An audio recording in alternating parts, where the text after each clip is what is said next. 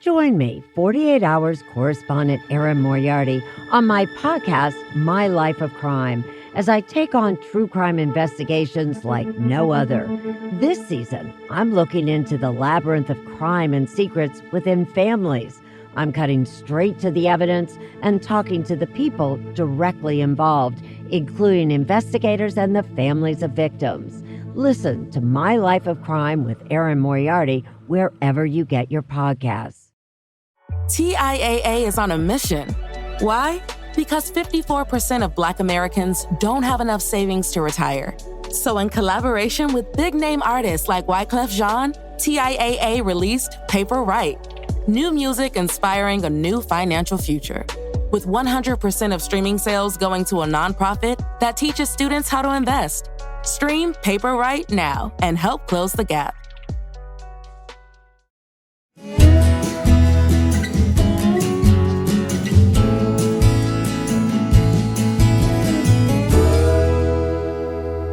This is Central Texas Life with Ann Harder.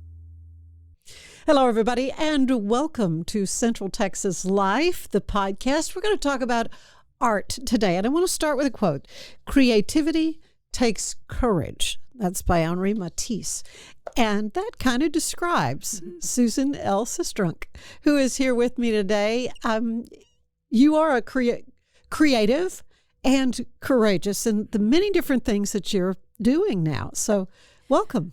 Thank you for having me. I appreciate it very much. Yeah, I think all artists are pretty courageous. It takes a lot to take your creation and put it out in front of people to see, and then decide, do I want to take things even a step further than where I'm at right now? Well, you, as an artist, I want to find out. First of all, I want to let everybody know you have a fine art gallery in Waco, in Uptown Waco. Yes, ma'am. That 2120. Okay. 2120 Washington. Mm-hmm. I'd written it down backwards, so I'm glad you corrected me. 2120 Washington. And your hours of operation? I do a lot of things by appointment, but my official hours are Thursday through Saturday, 1 p.m. to 6 p.m. Okay, good. Well, now you have been open how long? 4.5 years now. Has it? Yeah, it's been 4.5 years. We opened the gallery. I opened with a previous partner in 2019, March of 2019. And then in 2020, we were shuttered for 16 months because of COVID. We went our separate ways, and I decided to keep the gallery and rebranded it under my name in 2021. And over the last 4.5 years, we've sold over 500 paintings of local artists out of the gallery. This is huge because what you do provide for artists a venue. And we recently did a Facebook Live about Grayson Chandler's exhibit. It's over now, but he is a Houston artist and young guy.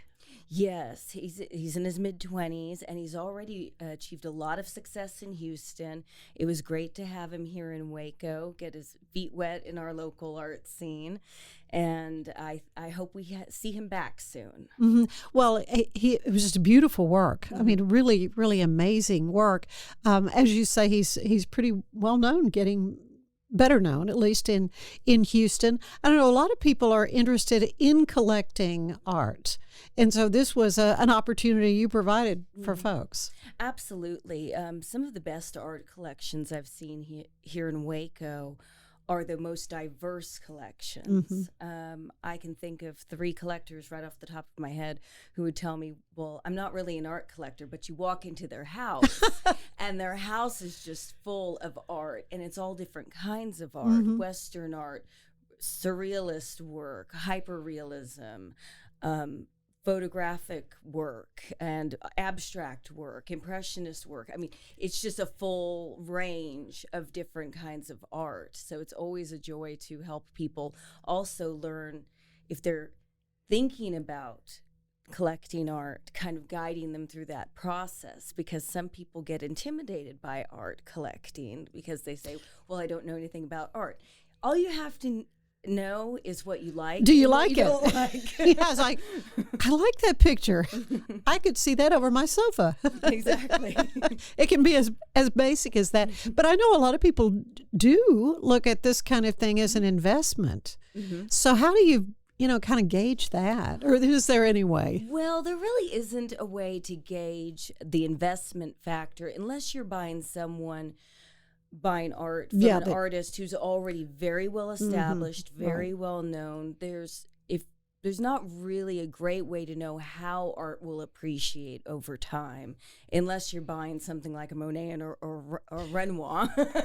You got very deep pockets. Then you have deep pockets and your investment is solid. Well, and it's real and not a copy. Exactly. There's that. There is that. Which will get us a little later in our discussion of some of the other creativity that you've got going on.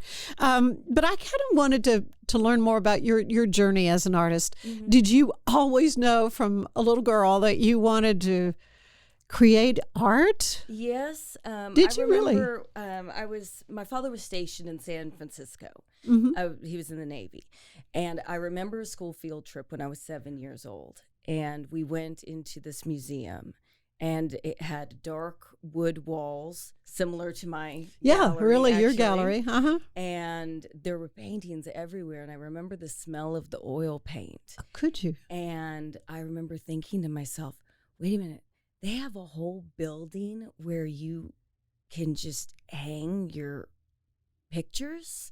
And in my 7-year-old brain, it just like blew my mind. Mm-hmm. And shortly after that, I received my first set of oil pastels from a friend of my parents. And they were Grumbacher. And to this day, I still have a few of them left. Do you really? I do. And they're the only brand I buy now. I know that's completely nerdy, but Grumbacher was bought out by another company a few years ago. So now I go on eBay and I look for the exact same box of the exact same oil pastels that I had when I was a child growing up. Well, certainly you have consistency then and what you're doing. So you began painting. Did you take lessons? Did you study this in school? How did you kind of develop yourself as an artist? Well, I didn't study it in high school. My mother was very intent on me playing the flute. So I was a classically trained flautist for 9 years. All right. And then, but I still was drawing and doing things when I could at home. And then when I graduated high school, with some of the money that I got for graduation, I immediately went and bought myself a whole bunch of art supplies, a whole bunch of painting supplies. Yeah. And I took a semester off after high school, and then I started college in the following spring. And I signed up for a drawing class. And I kind of wanted to know if I was any good because I thought I was kind of good at it. And Mike Donahue was my first art professor at Temple College.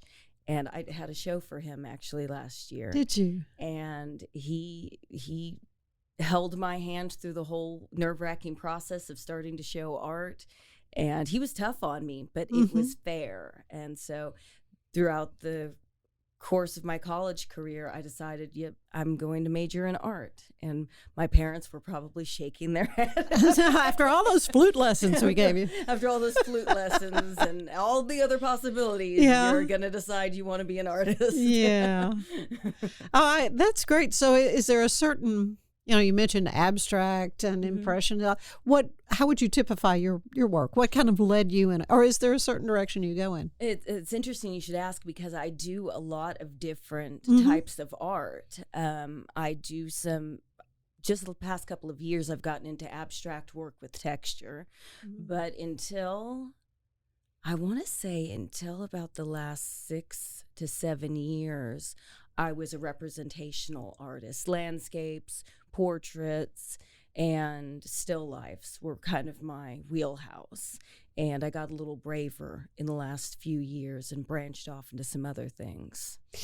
Does this open up the door to you for like commission work? Do you do that kind of thing? I do a lot of commission work, a lot of pet portraits. People are always really happy to get a picture of their beloved animal at Christmas time. So I do a lot of commission work in that sense. And I do some paintings for people who have been to a certain location that was memorable to them. I completed one of Cannon Beach, Oregon, actually years ago for someone I worked with at the Methodist home. And I ran into him a couple of weeks ago, and he said, "I've still got that painting. Aw. It's hanging in our bedroom." And I just think that's really special to be able to help people preserve those memories. Yeah, very special memories. Oh, man, that is so neat. Painting, we've talked about painting, but you also are a creative when it comes to like creating jewelry and things like that. I've taken up jewelry making in the last few years. I do a lot of like silver work, hammered silver, this kind of stuff. I've made all the noisy things on my wrists. I do a lot of stone setting now. I learned how to set stones about a year and a half ago. That was a painstaking process, but it's one I'm glad I learned. And I do some decorative work with skulls, even like animal skulls. And I do a lot of different things. Like a cow. Yeah, like cows and longhorns. Yeah, kind of a Western. Yeah. Which does, I mentioned Western. I've had the opportunity to visit a couple of really fine Western art galleries. And that as a genre, I think is wonderful. And so do you do that kind of thing as well? What kind of what would be considered Western art, Native American, all that kind of thing? I suppose I do more when I do venture into that category. I do a lot of paintings of West Texas from my travels down to Terlingua. Yeah, I try to get down to the Big Bend region at least once a year. I'm crossing my fingers I'm going to make it this year. Yeah. But I usually go down for the Chili Festival. So I do a lot of landscapes of that region. Not too much, people on horseback and that sort of right motif. But I like the barren landscape down there, and it's not really as barren as people think. No, it's not. There's a host of flora and fauna in the region that just, if you just close your eyes and listen, you can hear that there's another world out there in in those mountains. Well, and that's part of the artist's mind too, to picture that and then create it. I have a couple of other quotes that I just wanted you to just kind of comment on because I thought they were good. Art is never finished, only abandoned. That was Leonardo da Vinci. I mean, I thought that kind of reminded me of a question I wanted to ask you. When you decide, I need to do a painting, and you get everything all set up and get started. Do you have several working at a time, or do you finish that one, finish it? Right. No, I definitely have several going at the same time because it's easier for me if I can leave one alone, whether it's because of drawing purposes or I just don't know where the painting is going right then I can move on to the next one. So I usually have between 3 to 5 in rotation, so to speak. And right now I actually have a giant one on my easel in my studio that I've been working on for over a year. It's still in rotation, but it's been kind of challenging for me to get it finished. And so I need other works. To kind of take my concentration off in a different direction so I don't obsess over it too much. Because sometimes if I work on it too much, it just kind of clogs my brain and I can't really think about where it needs to go. But that is an excellent quote because I think about that painting when I haven't worked on it in a couple of weeks. Right. Have I abandoned it? Have I abandoned my work? Absolutely. Well, and I kind of wonder, do you just sort of come into something with a feeling about shapes or a feeling about colors? This one's going to have a lot of blue in it. Or do you kind of even look at, you can tell I know nothing about art. I usually start with a subject. With the Terlingua painting, I knew I wanted to paint the landscape. If you're a landscape, right. But I also knew I wanted to make it a little more surrealistic in nature, give it a little bit of humor maybe. So I kind of had my subject wrapped up, and then I moved on to color. So whenever I start on a canvas, I decided for this one, I was going to work with texture on the canvas. So I used a marbling paste it's a polymer base, meaning it's plastic basically. But it has relief. I mean, you can, But it has marble dust in it. So when it dries, you can sand it, you can paint it, you can do whatever you want to with it. Yeah, it's a really That great is cool, material. yeah. Yeah, it's a great material. Then I washed the whole canvas with a really thin layer of Viridian before I started painting the desert colors on top of it. So there's a definite process because I like a lot of depth in my oil paintings. So there's a lot of layers that go onto it. Now I want to go home and work on it. That's gotten you excited about that. Okay, so Edgar Degas says it isn't until the painter has no idea what he's doing that he makes good paintings. I would definitely agree with that because there was a time when I was much younger when I guess we all think this when we're in our 20s and we're very sure of ourselves. You know, I thought I knew exactly what I was doing and I had all the answers. And now I don't think I have any of the answers. And everyone tells me, Susan, you're being so successful. You're doing such great things. And I think to myself, am I though? Is it happening? Yeah. James McNeil Whistler said, an artist is not paid for his labor, but for his vision. I think that is true to a point. I'm trying to change that a little bit in respect for my own work, especially if I'm working on something like a mural, because I do murals as well. Oh, do you? So some of these things can get pretty big. So when it's a mural and I'm climbing on scaffolding or it's a 30-foot long wall, I definitely want to get paid for my labor. You got some hazard pay there. Well, yeah, where are some of your murals? I have one at Spin Connection on Franklin. I've done several for the Chalk Walk downtown, and I'm currently working on a design for Heart of Texas Goodwill. Good. The one they're renovating, where they're renovating this it? One is, this mural is supposed to be for the LaSalle shop over in that direction. Yeah. Good. So I'm excited about that because it's a great wall. It's just, it needs something on it. So we're in negotiations on design right now. Oh, that is, well, that's cool. I'll look forward to seeing that. We're going to take a quick break. But when we come back, I want to hear some more about, I know you've got a big project coming up, a program on art showing, exhibition. I'll get the word right. But also you have a podcast. So we'll talk about that when we come back. Stay with us.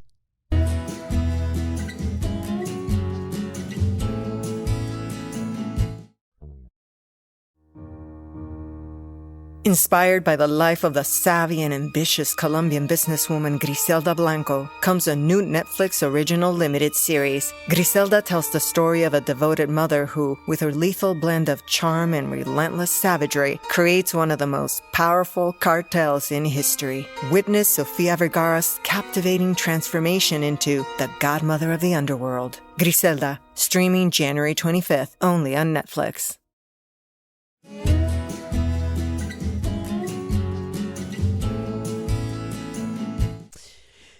And we're back with Susan L Sistrunk Fine Art Gallery in Waco, in Uptown Waco on Washington. And you've got a new exhibition coming up. Tell me about that. Dorianne Cobb, she's a faith-based artist. She lives close to Corsicana, and she uses her passion for Christianity to fuel her works. And she believes that it flows through her in her work. So to the paintbrush and then onto the canvas. She'll be opening up on June 2nd from 5 to 9 at the gallery. And I'm very excited for her because she hasn't shown her work a whole lot around Central Texas. She's a mom. She works full time, so she's a busy lady, and I can't thank her enough for wanting to have her work in the gallery. And she'll be up for a month. And I'm hoping she has a very good turnout because she's such a sweet person, very genuine, incredibly gifted painter, and very, like I said, she's very devout in her faith. That is neat, the way she's coupled all those aspects of her life, her creativity and her faith. And yeah, I love hearing that.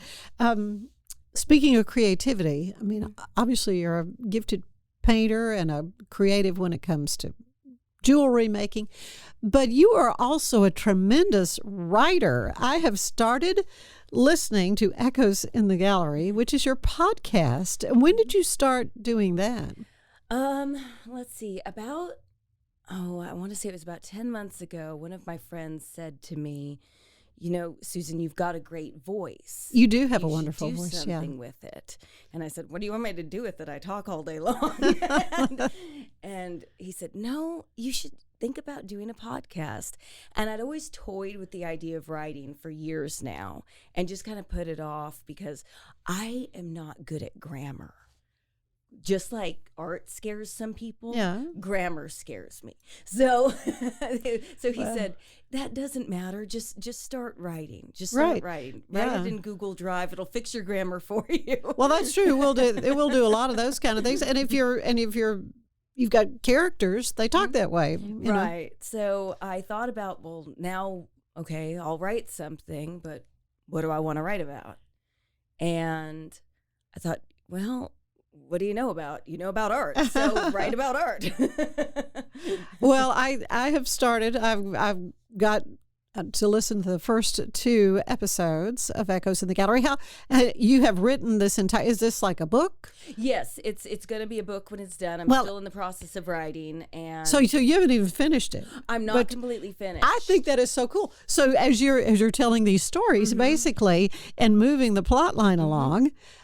You're still creating. I am. I'm fascinated with your process, Susan. So episode 5 actually drops tonight. I'm really fortunate because I've had some really good coaching from Beth Richards on audio, and she's kind of helped me learn how to project my voice and speak up a little bit more, and how to get a better audio quality sound. Some of the people I used to work with. Sounds great to me. Some of the people I worked with at Channel 6 have stepped in to give me some coaching. So all the advice is so wonderful. And a colleague of mine, Todd Naif, has helped me with the editing process and kind of keeping me honest. But yeah, it's evolving now. I mean, right now, episode 5 drops tonight. And I am just about on episode 10 of writing. Writing it. Yeah, and there's going to be somewhere between 20 and 25, I think, episodes. And this is volume 1. So. Oh, my goodness. So these characters, we will continue to see them. We will continue to see some of them. Some of them. Some of them. Some of them. But you'll start to get a little bit of information tonight about what happened last week. Last week, Gwen went missing. And so this week we find out what has happened to her. Next week, during episode 6, we're going to get our first bombshell about what they're really up to. It's an interesting kind of art crime because when I was researching, I want to write about art crime. What kind of art crime do I want to write about? Well, forgery's been done left and right. Well, sure, it's got to play into this in some form, but I didn't want that to be the real crime. And it's still a crime, but I didn't want it to be what they were really going after. So then I get this idea one night. In the middle of the night, I literally sat up and I was like, wait. And so I started Googling to find out, and I won't give it away, but to find out if this art crime that I was inventing had been done before. So I did all kinds of research, and I could not find any evidence of it. Oh, really? It doesn't mean it hasn't been done. So what we think is a unique crime for a whodunit. I think it's a pretty unique art crime, and I haven't found any evidence that it's happened before. So I'm excited. This is really, I was really beside myself when I started hearing these, and they're 10 minutes long. It's not a long time, but of course, you can certainly find them and catch up. Yeah, I wanted Echoes in the Gallery again, the name of it. Yes, Echoes in the Gallery, and I wanted to keep them short because 10 minutes isn't a lot of time that you have to devote to it. You can do that while you're washing the dishes, right? Right, and kind of catch up with where we were in the storyline. Well, that's just amazing. And my hat's off to you for that. And so how can folks find that and also your other socials and so forth? Yes. Okay. So I'm on Facebook, Susan L Sistrunk at Facebook. And the podcast Echoes in the Gallery is on Spreaker, iHeartRadio, and Spotify. Okay. It's also I found it on your Facebook page. Yeah, it's also on my Facebook Yeah, page. that's where I found it. It's an easy way to find me. Yeah. Just make sure you type in the L, because there's actually another Susan Sistrunk in Central Texas who's a realtor. Really? Yep. Someone saw my name on a billboard once and said, asked, "Oh, you're selling real estate." Real estate? No. I said, okay. No, that would not be me. Oh, good. Well, I like to end these visits with a little question and answer. It's similar to the one the late great James Lipton would do on Inside the Actor Studio. Okay. And so this is my take on it. What is your favorite word? I think I like delicious. I think that's my favorite word. Yum. It makes me happy. Yeah. What is your least favorite word? Can't. Yeah. I don't like that word because it implies defeat. Right. I have heard that before from guests. What turns you on creatively, spiritually, or emotionally? Silence. As I've gotten older, I've found that I live such a public life kind of here in Waco, and I'm always so busy that when I have silence, it's just a breath of fresh air, and my mind can clear, and I feel like I can breathe. What turns you off then, creatively, spiritually, or emotionally?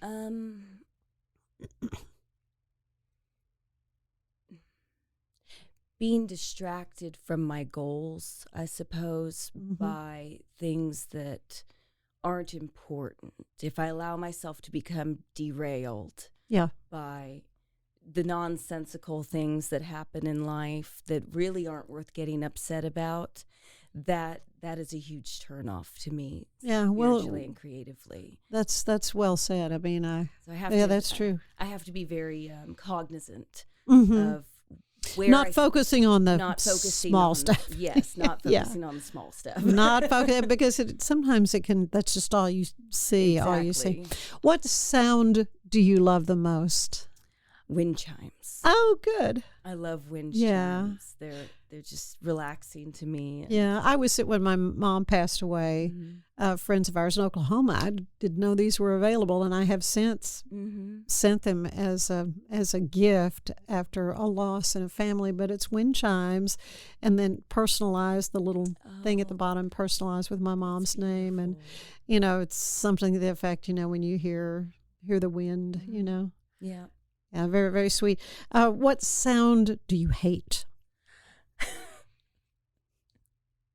Trains. Well, because I live so close to I was going to say, track. Listen closely and you might hear one here. I think we're going to get this recorded without a train going by. Yeah, you do hear that. What other profession would you like to have tried or to try?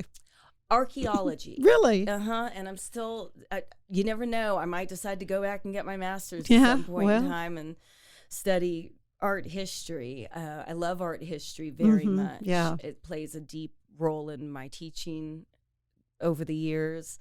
And I love the idea of digging in the dirt and finding a past civilization or being a part of some discovery of lost civilizations that have come before us, because we can learn so much from history and civilizations that have come before us. Yeah, very, very interesting.